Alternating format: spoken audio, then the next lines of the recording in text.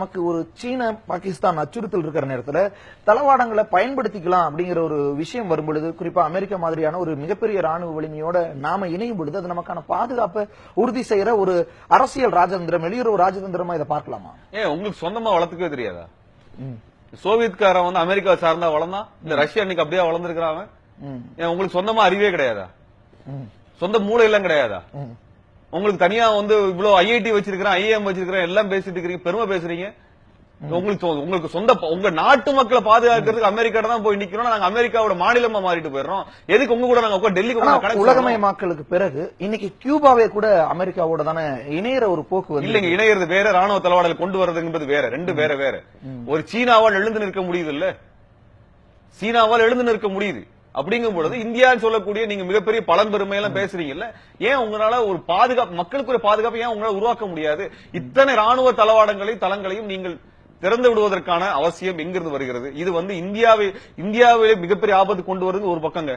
ரொம்ப முக்கியமான நாங்க ஏன் கவலைப்படுறோம் அப்படின்னா, தமிழகத்துக்கு மிகப்பெரிய ஆபத்து இருக்கிறது, தமிழர்களுக்கு மிகப்பெரிய ஆபத்து இதில் இருக்கிறது. அதான் நாங்க திரும்ப பேசுறோம்.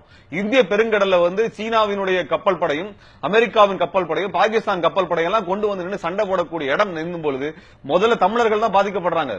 முதல் தாக்குதலுக்கு உள்ளாகுபவர்கள் தமிழர்கள் தான். அதுல நீங்க பாகிஸ்தான் தாக்குதல் நடத்துதுன்னா தமிழ்நாடு பாதிக்கப்படாதுங்க. முதல்ல யார் பாதிக்கப்படும்? எல்லையோரத்தில் இருக்கக்கூடிய மாநிலம் தான் பாதிக்கப்படும். அது போல தமிழ்நாடு எல்லையோர மாநிலம். தயவுசெய்து புரிஞ்சுக்குவோம். நீங்க வந்து தென்னிந்திய மாநிலங்களில் தமிழ்நாடு மட்டும்தான் எல்லையோர மாநிலம், மத்த இடத்துல எங்கேயுமே கிடையாது. நீங்க சீனா பக்கத்தில் கூடிய மாநிலங்கள் முழுவதும் ராணுவமயமாக்கப்பட்டிருக்கு. பாகிஸ்தான் ஒட்டிருக்கக்கூடிய மாநிலங்களில் பெரும்பான்மை மாநிலம் ராணுவமயமாக்கப்பட்டிருக்கு. தமிழகம் ராணுவமயமாக மாற்றப்பட்டு கொண்டிருக்கிறத திரும்ப நாங்க சொல்லிட்டே இருக்கிறோம்.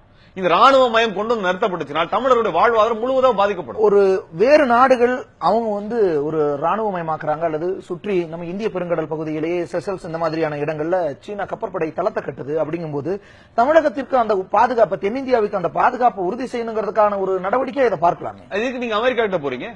நாங்க திரும்ப என்ன கேட்கிறோம்னா, ஒரு கொள்கை தெளிவாக ஏபி வெங்கடேஸ்வரன் வந்து வெளியுறவுத்துறை செயலாளர் இருந்த பொழுது சொன்னது வந்து, இலங்கையில் தமிழர்கள் ஈழத்தில் வலிமையாக இருக்கிற வரை இந்தியாவினுடைய பாதுகாப்பு என்பது உறுதி செய்யப்பட்டதாக இருக்கிறதா அவங்க வச்ச கொள்கை. அது இன்னைக்கு அங்க விடுதலை புலிகள் அழிக்கப்பட்ட பிறகு அமெரிக்காவும் சீனாவும் எல்லாம் வந்து நின்று இருக்காங்க. இந்த பிரச்சனை எங்க ஆரம்பிக்குதுன்னா 2009 ஆரம்பிக்கிறது.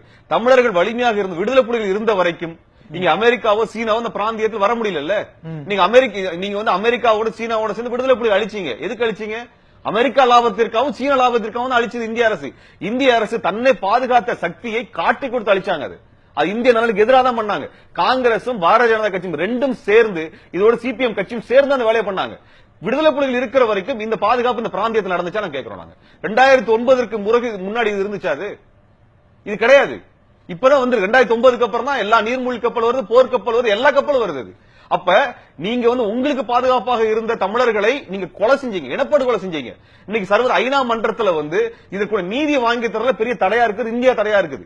அப்ப நீங்க தமிழர்களை முழுவதுமாக புறக்கணிக்கின்ற வேலையை வந்து தமிழர்கள் பலி கொடுக்கும். நான் சொல்றேன், இலங்கையில தனக்கு பாதுகாப்பாக இருந்த ஈழத்தில் இருந்த மக்களை பலி செஞ்ச இந்தியா நாளைக்கு தமிழ்நாட்டு தமிழர்கள் பலி கொடுக்கும்.